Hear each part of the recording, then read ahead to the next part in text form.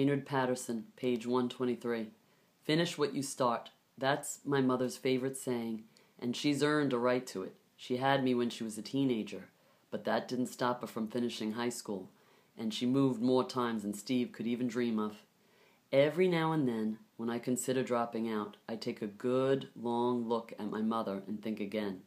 This year certainly gave me plenty of opportunities to practice. Homework was a nightmare. Essay questions in history and English. What are they trying to do, kill me? All those words swirling around the page gave me a headache I'm still trying to get rid of. If only they could give homework a beat and put it on a CD. Now that would work for me. Then they'd be speaking my language. Chords, melodies, homework in the key of G. Oh yeah! Music has always come easier to me than words. My mother says I used to beat out rhythms on my high chair with a spoon. I don't know if the story's true, but she's told it so often everyone believes it. The one thing I know for certain is that I eat, sleep, and dream music. Man, when I see myself in the future, it's on a bandstand, fingering my alto. I may not be much of a talker, but hey, give me a sax, and I'll talk all night long. My cousin Sterling says one day the whole world will hear what I have to say. Last week, my English class was the world. It was open mic Friday, and I'd shown up with my saxophone case in one hand and a folded-up poem in the other. Not that I needed a copy of the poem. Besides the other kids, I knew we'd have a living, published poet in the audience, so I'd spent a week memorizing and rehearsing my poem in front of a mirror, if you can believe that.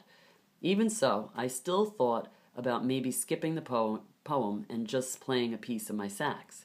But there'd been too much skipping this year for me already.